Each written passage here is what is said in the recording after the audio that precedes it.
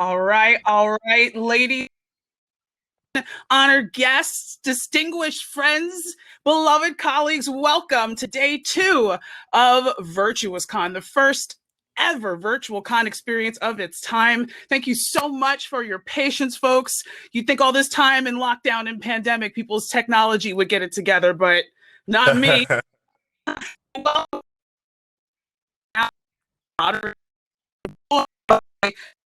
Esteemed David Ajala. Hello, sir. How are you? Greetings. I'm good, girl. That was such a sweet introduction. Oh, Thank you. How thank you doing? you. I'm better now. I got to say, now that we're here, now that we've taken a breath collectively, I'm Absolutely. still healing from my binge watch of Night Flyers last night. Holy cats! But we'll Oh, double, snap. yeah, we'll double back to that. We'll double back. First and foremost, Sure, folks, sure. welcome once again to day two of Virtuous here with David Ajala himself. There's so many questions. I got to say, for out the for sharing your guest, I'm nowadays up in Toronto. Is that right? You're working on season 4 of Star Trek That's right. Discovery. Oh That's right. man, Season 4, we are in the gamut making it happen. It's a beautiful thing. excellent. I don't want to know nothing about nothing, so no pressure on that tip. I'm just glad that you all are filming and everybody's safe, and that we all have something to look forward to. But Absolutely. earlier this week, since the time that you and I have done our tech rehearsal, I've put out to the internet, if anyone has any burning questions that they have to ask for you, because I had I want to say the honor of looking through your repertoire there, and holy cats, you've done so much. So I wanted to put it out to the I've been fans about. first. Yeah, yeah. That's why I said I think of you as Sci-Fi's best kept secret weapon, because all of the gems, all of the good stuff, the mainstream stuff, the deep cuts, it's all like, oh my God, look who it is, all at the same time. So the first question I get, right, that everybody has flooded my DMs with, it's all been the same question in a variety of different ways. And it all starts the same way. Oh, girl, ask him if. Then there's the, ooh, I seen him in. Well, let me know if. And the answer is yes. Yes. Yes. The man is married. Back off. Take a moment. Absolutely. Breathe. Breathe. Go get a glass of water. Your thirsty selves. So let's nip that in the butt. Now that everybody's sat down, we can get down to brass tacks, okay? Holy Absolutely. The crap. love still flows, for sure. Oh, sure. We're going to give you your flowers in that love and point out, like I said, all of the things over the course of the genre that you've been able to be involved with. I mentioned Night Flyers. We'll kind of circle back to that a bit because that was intense. No one told me. I was not only late to the show, Still crazy. but It is a little. no one warned me. But it was just so thrilling to see a performance like that in there. And it gives me some good ideas as to your range, especially when we think of recent stuff like with Booker. So my other first question I got from a handful of people was, what does it feel like to be involved with something as large as Star Trek first and foremost, but also, were you a fan of not only Trek, but the rest of geek culture before finding yourself in all of these different roles? So, the first question, in terms of, what is it like being part of this wonderful franchise? It's really special. It's so special because you're literally entering a franchise that's been around way before you were born. It's like Right. an heirloom. We've had so many different iterations of Star Trek, and it just seems like from one iteration to another, everyone's just passing on the baton. And here we are working on Star Trek Discovery, and it becomes more and more special when you meet the fans and they tell you their stories and how the stories that we're telling just as actors are impacting their lives. That's what took it up an extra level for me, just in terms of how important this kind of storytelling is. And like in terms of, I was very familiar with Star Trek. It's massive. It's been around in popular culture for north of 50 years. But I never kind of thought it would be something in my peripheral or something I would work on. But when the right role came along and I spoke to the creatives about it, the synergy was just correct. And it just felt like I had to do this.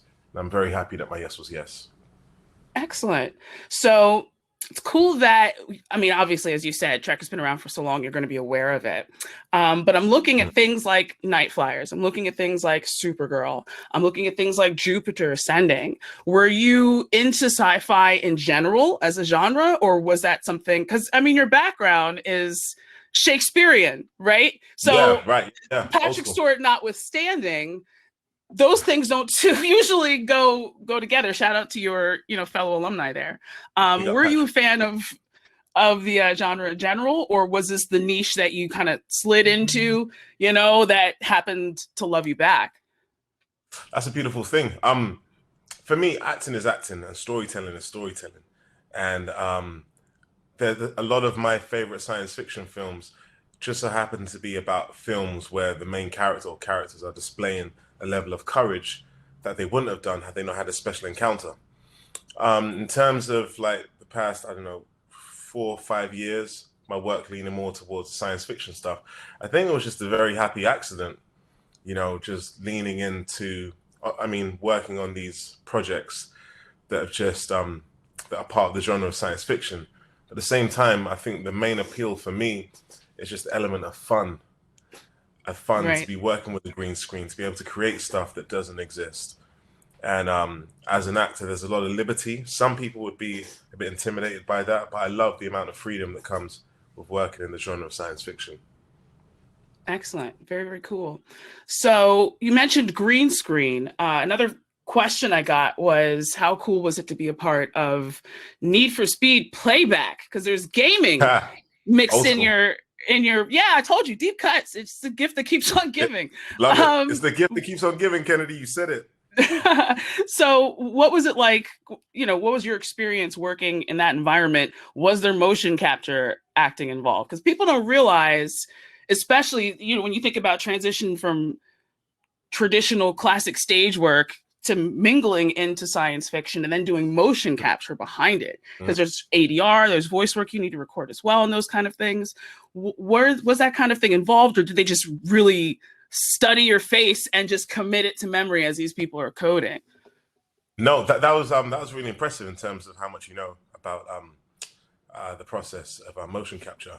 Come on, David. Very impressive. Come on, David. You thought they was just gonna slide you in here with somebody who didn't know? Oh, come on now. I'm I was already offended. impressed, I'm but kidding. it's the details. It's the details that hit me with. I was like, I can't become correct. So just in terms of when creating a game, a lot of work goes into it, and many people have their hands in terms of creating this baby of a game. It can take anywhere from like 2 to 3 years to complete a game in its entirety. They brought myself on board with a few other actors, and we did a lot of the motion capture stuff. And that just allows them to kind of, create the image of these characters around how we look and our mannerisms and what have you, which was a great experience. And then there's a lot of ADR and voiceover work. But again, with doing stuff like games, it just really forces you to not take yourself too seriously and have fun. And I think that's very, very healthy in acting and in life, period. So for y'all who have played Need for Speed Payback, big up yourselves. Hey, there it is. So that's cool. Are you gaming right now presently? Do you have a system? Are you playing anything? Because people want to know that as well. No, I haven't like been gaming for a little while. I need to get back onto it. I think I'm gonna have a little bit of, I think a month of downtime once I finish working on Star Trek season 4. So I may just indulge in a little bit of gaming because I do miss it, but I think it's just a time thing sometimes. Gotcha. Yeah, it can be time consuming. How about yourself? No, Are you gaming? no. You're missing out. I mean, not unless you count The Sims. Talk about time consuming. Yeah. I try to. That's a whole other ball of wax, though. So you bring up Star Trek again. One of the other questions I got was, now that you've been able to immerse yourself in this this pan-generational fan experience, looking back at some of the old Alien designs as you're getting, accustomed to and learning about all of the points of reference to what you'd be experiencing with all the different aliens, was there one that you absolutely wanted to try? Like, oh my God, look at Romulans. They look so dope. Let me get them ears, though. Was there anything like that? Or were you just keeping it simple and taking it like Wilson Cruz and be like, nah, but I'll take an earring and a nose bridge, but I'm not here for all that. Wilson Cruz. It was a Romulan, actually. That's why I'm laughing that you said it first. Really? Yeah, that could be cool. We're here. Why Romulans? Yeah, synergy. I don't know. I think it's just something about, I mean, it is the aesthetics. And I think there's certain characteristics of the Romulans that I feel would be fun to kind of explore, you know? Interesting. I nearly gave something away about the season, so I'm going to stop talking about Romulans. Yeah, let me just keep quiet. Listen, I know nothing about nothing. You didn't hear any of this from me or from us, or you heard it first. You heard it first here on Virtuous Con. Depending how you want to look at that, it's up to you. No judgment. Ooh, okay. So I'm not going to worry about that follow-up question then. Heavens. So that being said, right? Even though you found yourself embraced by science fiction, are there any fields and are there any different genres that you've always wanted to explore? Are you just focused on acting? Are you looking at producing or directing or even writing or anything like that? I'm definitely open to all of the above, producing, directing, and writing. Different mediums, but fun mediums, because it allows you a lot more creative control. Mm-hmm. I really enjoy just flipping up the genres and mixing it up, you know. And even when I think about the next thing that I'm working on, it's completely different. Okay. And there's I'm excited to just keep flipping it up and to catch people off guard. You never know what to expect. That's good, because that in that industry ain't nothing but job security. You know what I mean? The more versatile you can be, the longer you can stretch out your career and all that fun stuff. Definitely. And it's worth it. It's definitely worth pursuing it. And, you know, I went to drama school. And one thing about drama school I'm very thankful for, it kind of builds you with a skill set to be able to adapt and extend your range and be as versatile as possible. Because the industry is always going to want to pigeonhole you one way or another, because it's just easier for them to compartmentalize you. And I think as artists, it's down to us to go against that and keep reinventing ourselves. Right. That makes sense. Not only did you go to a prestigious drama school, but and correct me if I'm wrong, I'm pretty sure I read somewhere, because again, I watched Night Flyers last night, so I was like not sleeping as I'm going over content because it was intense. I read that your folks are actors as well. Did I get my wires crossed? Oh, no, that's okay. I heard about this as well. I think it's on Wikipedia or something. Yeah, did I just debunk a rumor? That's hilarious. I don't know who put that there, but that is my mom and dad. Yeah, they're hustlers. Okay, and they're characters. Okay, and like in one light, I can see them as actors, and it's very entertaining. And it makes me laugh. But then on the flip side of that is they are so far removed from the acting industry. Mm-hmm. Dad used to be a security guard, and my mom is a retired nurse. Okay, so still no business household. All business. Whatsoever. All business. Right. So when their son said, I'm going to drama school, they were like, how did they react? David, you want to go to drama school? I was like, yeah. To do what? I want to be an actor. You want to be an actor? I said, yeah. They're like, okay. And one thing they said to me, they said, whatever you're pursuing, make sure that you're in your correct lane and you're the best in your lane. That was the best bit of advice that they gave me. And here we are, still playing make-believe. Doing exactly that. That's so cool. Right? That's so cool. Sometimes when you're trying to break into an industry that doesn't have the same mindset of clock in, clock out, 9 to 5 type scheduling, folks in other generations have a difficulty understanding what that hustle's like. So it's cool that they were supportive of you. That's really, really neat. I'm very, very, very thankful, because I know that's not the case for people in general, because your parents are always going to want to look out for you, and protect you, and because they care. But then at the same time, my parents, I'm very thankful that they empowered me to go for it and to make it happen. Very thankful. Mama and Papa Ajala. Very cool. Shout out to Mom and Pops. All right, so we got some time. Damn. See, all I want to know now is about these Romulans. Isn't that terrible? But I also don't want to know No, you like don't. Like anything either. with season 4, honestly, like I don't wanna give anything away because it's yeah, there's a lot that happens in it. There's a lot that happens right from the beginning. Right from the beginning. Do you have a wish list of other actors you could work with, directors that you could work with, either people that you've worked with previously or, you know, admired their work for some time and wanted to get your foot in their door, if as it were? Yeah. Oh man, who would I love to would love to work with Denzel Washington? Absolutely. Of course. Um, Denzel's just a wonderfully gifted actor. You know, he's had a career on started off in TV, no theater, TV, and film, and you know, just consistently, he's just been producing really great, strong work. So, Denzel Washington is definitely someone I would love to work with. Eddie Murphy, absolutely, grew up on a lot of Eddie Murphy films, and Jim Carrey, for sure. Would Interesting curveball. What Yeah. about Jim Carrey? I mean, obviously Denzel, right? Everybody would want to work with some capacity in him, and certainly Yeah.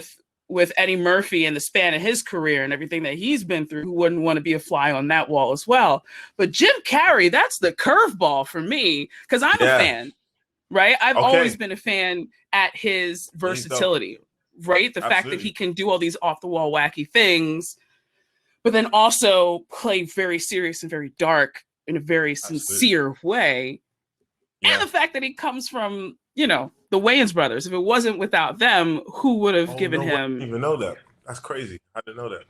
Yeah, man. So back in the 90s, he did a live, well, it wasn't live, it was filmed live, variety comedy show with Keenan Ivory Wayans and most of his family, right? You had great comedians like Tommy Davidson at one point, David Alan Grier. Jamie Foxx got his start on In Living Color, and it was just, and Jim Carrey. And Jim Carrey was like one of the few white actors in this cast. So like Amazing. they were the first ones who gave him his jump, and he took off. Amazing. Jim Wow, you Carrey's didn't know a that? great. I had no idea. Oh yeah. I don't think a lot of people know how much skill it takes to be as no, not necessarily goofy, but big. And Jim Carrey's been described as having a bit of a plasticine face. Right. And you know, with some of his characters which are larger than life, it takes great skill to be able to bring a character like that that's larger than life and play big on camera. It's a great skill. And then he's able to flip it and then just take it somewhere else, which is just a lot more insular and darker. Right. You know, a couple other actresses I would love to work with. Ruth Wilson, of from course. the UK, and Julie Walters from the UK.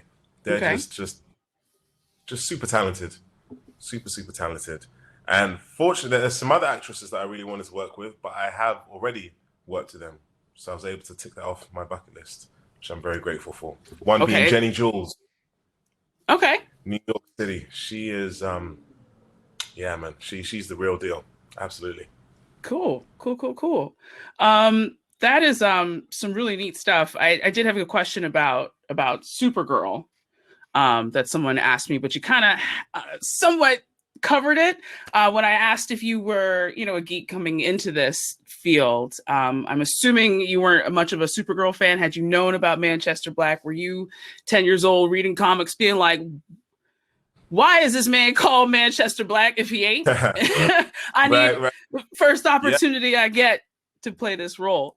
Or did that cross your mind at any point preparing for it? Yeah, I mean, I remember I wasn't familiar with the TV series Supergirl. I mean, I knew of it, but I just wasn't like super familiar. And then, you know, scripts came through for me to read, and the guys at Warner Brothers, excuse me, Robert and Jessica, they wanted to reach out to me to see if I was interested in this role that they had. Sent me all the information. I've gone online to check out Manchester Black, and I see a white guy with purple hair, and I'm like, so they got this wrong. I'm call them back. I'm like, yo, Robert and Jessica, just checking, yeah?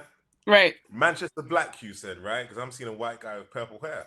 And then they pitched this really cool idea to me, and I thought, okay, I see that. I get that. That could be fun. And again, I always pursue characters. So something really, really, really cool about playing a character like Manchester Black on Supergirl, and being able to kind of be the master of your own fate in terms of creating, because you didn't have to adhere to the way things were. He's a man of his own, not just his own energy, but he has his own anonymity, and that was really important for me to be able to navigate my way in the world of Supergirl, just to bring something different to it. Right. But I had no idea how popular the show was until San Diego Comic-Con. Oh, yeah, I bet. What an eye-opener. But that's kind of cool, right? Because it gives you a chance to not have that on the back of your head as you're preparing to step onto that stage, right? Not knowing, or even as you're preparing that character, you just get a chance to prepare it fresh, in your own way, like you were saying, and then see how it's received after that. Absolutely. It's a really great feeling to be able to create like that, because then it just feels quite pure and organic, and it doesn't feel like, oh, that's how they do it on the show, let me do my thing like that. I'm just like, this is how I see it instinctively, and I'm gonna run with it. Right. Cool.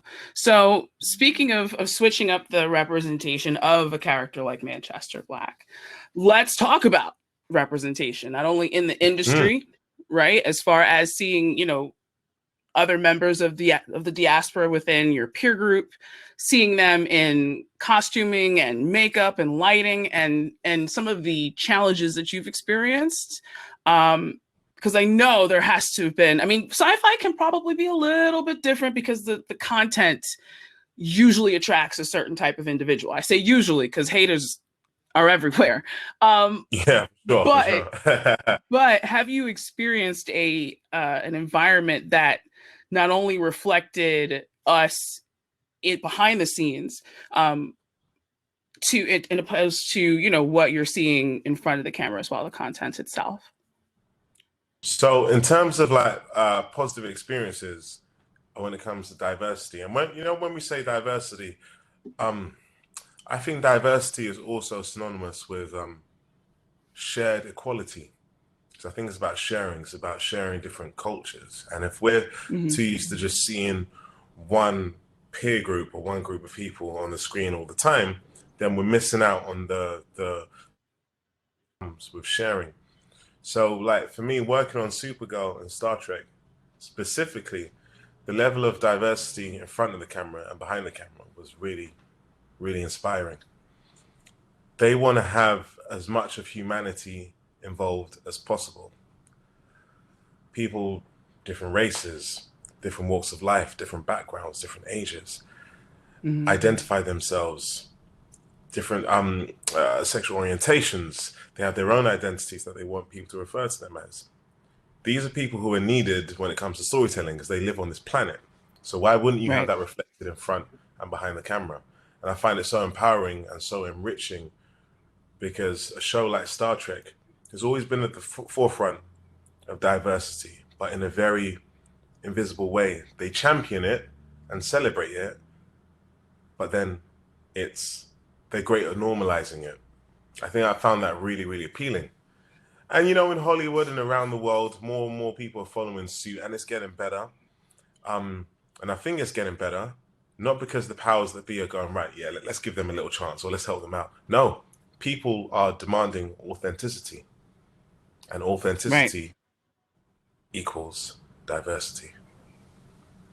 I agree. I found that in my discourse with folks, now that season 3 of Discovery has wrapped, it's been a very instrumental season, not only for the show itself, but also for the genre, for the franchise, and for us socially, because it essentially says, hey, I know change is difficult. I'm going to hold your hand because it's happening anyway. And folks who have been marginalized their whole lives, from whatever background they come from, however they identify, however they present, the whole schmear, they're finally being seen. And the folks who are accustomed to seeing themselves being seen for their entire lives in everything, always, at all times, ever, finally have to be in the back and not only reconcile with what that means, but also, learn how to progress forward behind it. And disco through performances like yours, performances like Sonequa Martin Green's, performances like the rest of that phenomenal cast, not only show that there's a place for it in the future, but it's very, very necessary now, like you say, because Star Trek has always been on the forefront of pushing that boundary socially and challenging folks to do better. That was very well put, Kennedy. Yeah, 100. Well, thank you. Talking about representation and attending a school that isn't known for its, diversity, let's say, unless I stand corrected and your experience was different. Did you have any experiences growing your craft, learning about all these things in that environment, and how that was received, as soon as you graduated and started trying to get gigs and auditioning from first thing at the gate? I remember I have two stories that I remember from drama school, which really informed my thinking and the way I am today. And the first one was when I first auditioned to be in the drama school. And I remember the principal said to me, David, I want to take you on board, but we're going to work on a few things. We're going to work on your stage speech. And I'm going to make sure that throughout your training, we expose you to as much material as possible. Because the way I see it is you're an actor. Some people may refer to you as a black actor and this actor, but you're an actor. So I want to make sure that we equip you. So when it comes to playing roles, you'll be able to be as varied as possible, because I want you to work consistently as an actor. And I'm going to build you so that you aren't easily pigeonholed when it comes to breaking out into the industry. It's one of the best things she could have said to me so early on in my career. That's June cool. Abbott. Yeah, really awesome. Cut to right at the end of my training, I'm speaking to another teacher. The teacher was the deputy head teacher of the school. I remember he sat me down and we were doing this thing. It's like it's like a life coaching session with the deputy head, and he's just speaking to you to see how you're feeling about leaving drama school and carving a career in the industry. And he asked me a lot of questions, and then one of the questions he asked me, he said, David, I've never asked, but who are your favorite 3 actors? I said, favorite 3? He said, yeah. I said, well, there's a lot, but if I had to choose 3, I think I said to him, Denzel Washington, Will Smith, and Eddie Murphy. Oh, Philly! Sorry, I had to give a shout out. That's obligatory. You give a shout out anytime you need to. Big up yourself. That's obligatory. So Denzel Washington, Will Smith, and Eddie Murphy. And he said, oh, Dave, you want to be careful of that. I said, why? He said, people may accuse you of being racist. I said, why? He said, because your 3 favorite actors are black. I was like, what? Okay, and I said what I said. I said what I said, and I didn't stutter. Some people still have it twisted that being pro-black means anti-this or anti-that. It doesn't. It just means that my top 3 actors just so happen to be black. Did I stutter? And I think it's very, very important to be authentic, man. To be authentic. If he asked your favorite 10 actors, maybe in that list there would have been some other shades of greatness, maybe. You know. But my top 3, that's what my top 3 was, and I should never, or anyone else should never be filled to, never be made to feel away for having a selection that may seem pro-black. I think it's important to love yourself, and I love these 3 actors because when I was growing up, those are the main actors I was seeing on the screen that looked like me, who I thought were dope, super talented, and cool. And I was like, yeah, I want to be like that. It's that simple. Because representation matters, and when you see yourself reflected in the media that you consume, right, and whatever it is, whether it's sports, whether it's science fiction, whether it's Shakespeare, if you don't see yourself, the idea of you existing in that space becomes less and less feasible. So it's so very important for folks to take up that space when it's comfortable and everybody's, handing you those flowers. And when people try to reduce you the way that man did, the hell, did you write him back? Be like, excuse you? I was so confused. I mean, I still haven't, I should write him back. I should maybe take a photo of take a photo and have it doctored of Denzel, Eddie Murphy, Will Smith, and myself and send it to him. Or in the age of COVID, you can just hit them up and be like, "You're, I'm trying to prove a point. There you I'm go. trying to prove a point. I'm pretty there you sure." go. I can say, look at this. I'd be like, I hope you like chocolate. Here's a chocolate overload. Hey, with some for you, some for you, some for you, and a little sprinkling of that, just in case. A little bit of melanin in there. Now, just in case. Is important. It's very important. We need to see ourselves reflected on screen and in life. It's just important.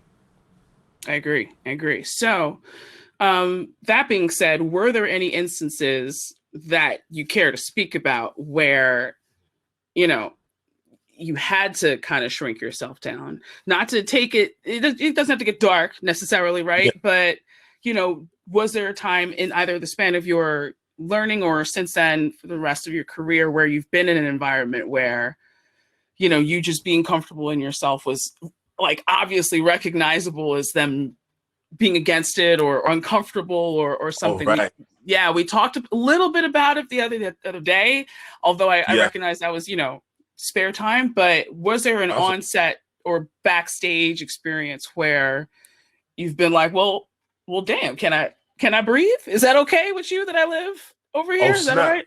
Yeah. That's that's really, really important. And I've been very fortunate just because of the people, the actors, mentors, and friends that I have in my circle who have really empowered me. And when I talk about empowerment, I'm not even talking about an outward thing of being overly confident. I'm talking about knowing thyself and be very comfortable within one's skin. And the more and more I practice that, the more and more I find it easy to really navigate my way in this industry. Not to be better than anyone, but just to enjoy doing my thing. I've seen some instances where some people have had to shrink a little on set.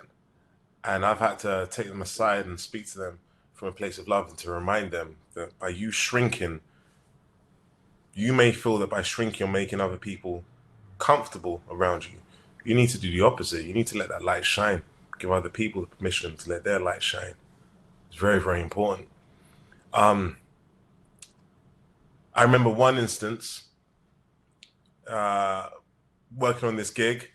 And whenever I'm about to work on a gig, usually I find out who is in charge of, who's head of hair, the hair department. And I got so important.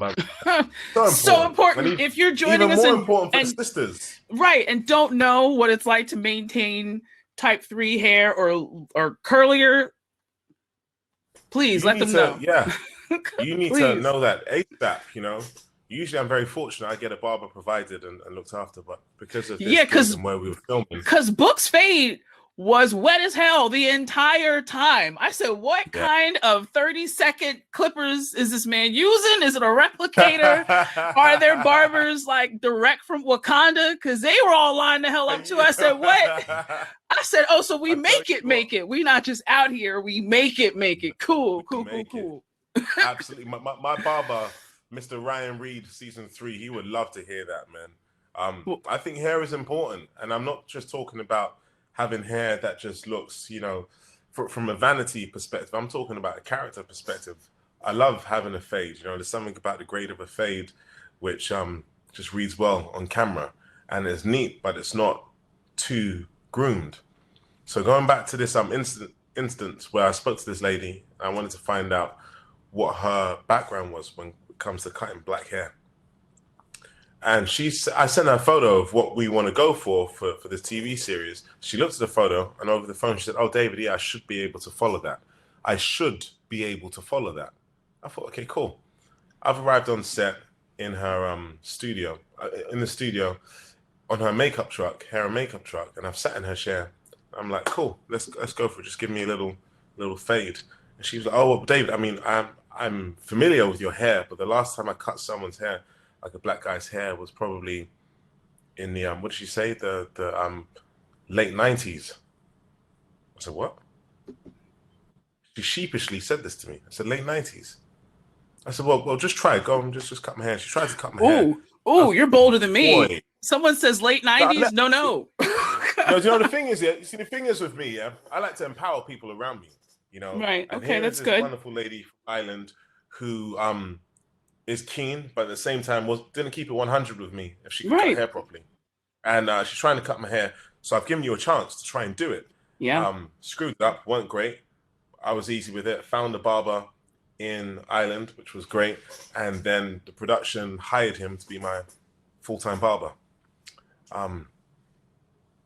I don't want to have to fight or have conversations about getting the right person to cut my hair. I'd rather put my energy and focus on the acting. It's very important. And I think the industry are understanding more and more and making sure that they have the right skillful people on set to look after black people's hair, brown people's hair, whatever, just to make sure they're well looked after. We're not asking for more, we're not asking for less. We're just asking for the right people around to facilitate us to do our job correct. It's a conversation I don't want to have over and over again. I've been very, very fortunate and provided with very, very skillful barbers. Zup, zup, zagazal. Excellent. Excellent. Because that can be so distracting in that creative process. Distracting. I don't want to have to be talking about, oh man, please, can you get the right barber to cut my hair? Because I really want to make sure my hair looks good so I can do this role. Like, you shouldn't have to professionally, point blank period, right? And also right now, like, please don't make me have to say this in the year of our Lord 2020, of the year of our Lord K-less BP, ABP after Black Panther. Like, why should I have to tell you how to light me, how to cut my hair, how to, what palettes to use, all that stuff. Absolutely. And I have to say, again, to my barbers, I've got a new barber on season 4.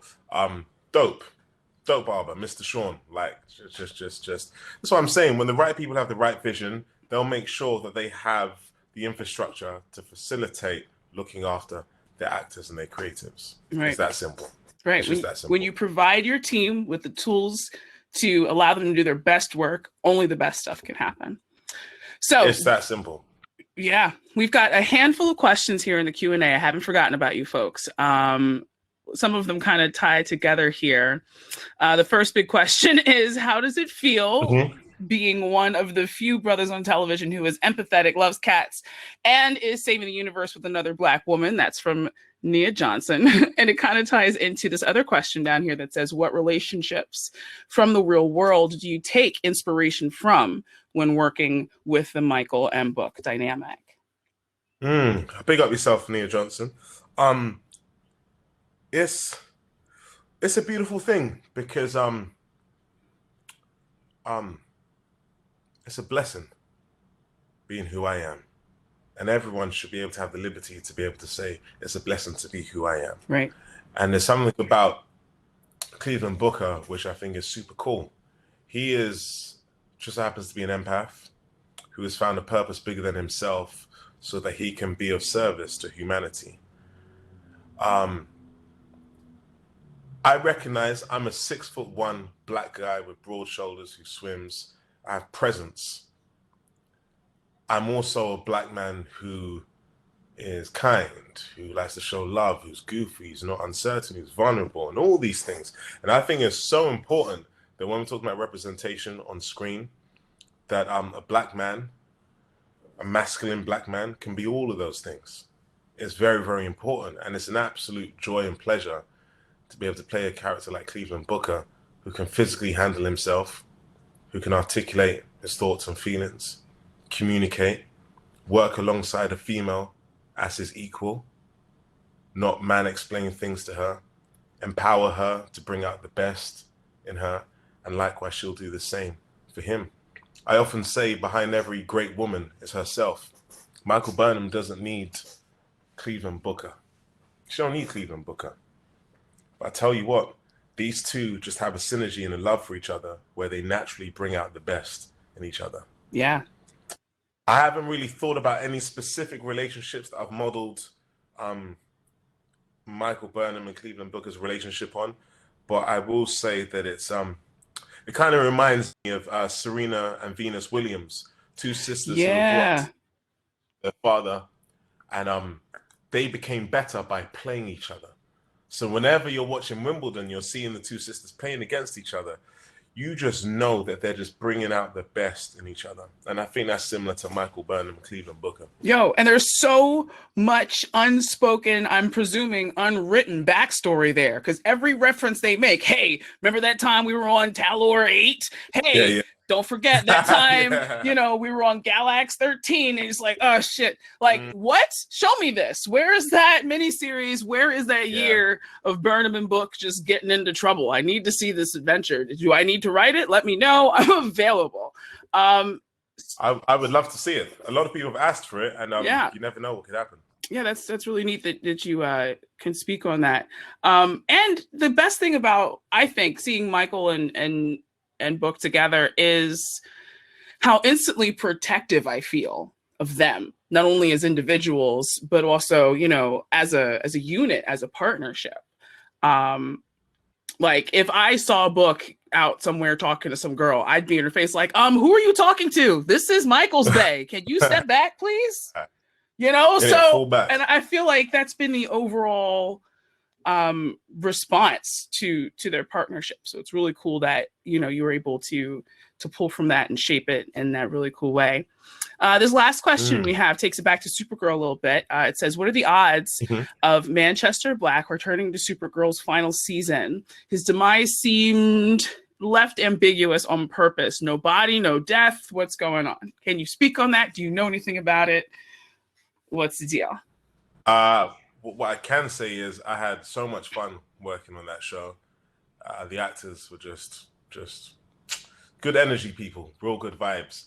And that character, that scene with John Jones was purposefully left ambiguous for the way Manchester Black departed, to keep it open-ended. So again, you never know. Right. I'll never tell. But I would love to. But we'll see. Very cool. We are just about at our cap today. I want to make sure I have everybody's questions. Everybody wants to see your short tracks with Burnham and Book. The Adventures of Burnham and Book that year. I'll be sick. That year in the dark. Yeah, everybody's pretty much with that. Yeah, cool beans. Where can folks, do you have any future projects that you can talk about that you're developing yourself that you want to give a quick shout out to, quick nod to, and where can folks find out about it? Okay. Nothing I'm working on personally, but there's a movie that I worked on, completely different genre. It's called working titled Italian Studies. And again, I'm not sure about the landscape of how movies are going to be rolled out by a streaming service or back in the movie theater, but I get to work with Vanessa Kirby again. Okay. It's a wonderful, wonderful girl, and it's a very different but special film. I haven't seen it, but just from reading the script, I can see it has a lot of weight. And after Star Trek season 4, I'm looking forward to cracking on with this next thing that I'm prepping for, which will be a lot of fun. Cool. I know that can be kind of touch and go depending on what kind of details you want to give. So that was diplomatic. That was very Starfleet of you. I gotta say. And speaking of which, I can't believe I forgot about this part. During the early part of the season where we finally get to see Book in that uniform, did that hold any significance for you? Being a character that wasn't Starfleet initially, stepping into a thing that's as big as Trek is, and then, you know, getting to test drive the uniform for a hot second, and then not have to worry about any of the commitment or the prime directives afterwards. Right. It was fun. I loved putting on the Starfleet uniform. I'm convinced that because when I put it on for my costume fitting, it fit right. Okay. It was just perfect. And then 3 days later, when we were actually shooting the scene, I remember putting on the uniform again. It was just super tight everywhere. And I'm convinced that the costume department purposefully made it extra tighter so that my character could be complaining in the scene, which worked perfectly well. It was fun to wear it. Yeah, that's it. But, that's why they made it tighter. Sure. They did, and it happens. But it was great to wear that uniform, but I just love Cleveland Booker's clothes. His costumes are great fun to wear. All right, very cool. Well, thank you so much for joining us today. Give my love, thank you, and my honor, my respect to the cast and crew of Star Trek Discovery Season 4, please. Bless you. you know, keep on doing you. Folks, where can folks find you on the internet? Like on your socials and stuff. I'm dipping in and out. So, I think Instagram and Twitter are the best platforms to reach me, and as best as possible, I always just try and respond to people because I think it's good. Yeah, when people message you, try and respond back. Keeps you. I always try to keeps you humble. You know, you're up there, literally in the stratosphere, in the stars. It keeps you grounded. You know what I mean? Yeah. I just think it's like, you know, it's fun what we get to do, but at the same time, people are people. It's just circumstances that my face is on the TV screen, which is around the world. You know, that doesn't make me any more interesting than someone else. It's just, it is what it is, you know. But I think keeping connected is very important, and I never want to lose that. So yeah, feel free to holler at your boy whenever, and I'll always try and holler back. Cool. I look forward to, you know, the world opening up, and maybe we can cross paths the convention circuit and bust it up. That'd be deep, right? That'll be dope, Kennedy. Energy, yeah, though. cool beans. This has been fun. Thank you so much again for joining us. Welcome. Thank you, folks, for joining us here on the day 2 of Virtuous Con. Please feel free, if you love the content that we've had for you today, if you're sticking around, hitting up the vendors floor, please think about the folks that put all the work into this and hit up that donation button, because this is a thing that keeps on giving. We have to support the community, self-determination, Kuji Chagalia, all that stuff. 7 principles of Ma'at all day, every day. For those of you who don't know, Google that. David, thanks again so much for joining us. For you all, thanks for coming to Virtuous Con. My name is Kennedy Allen. Have a good day. Live long and prosper. Yeah, thank you, people. Absolutely. Bye now.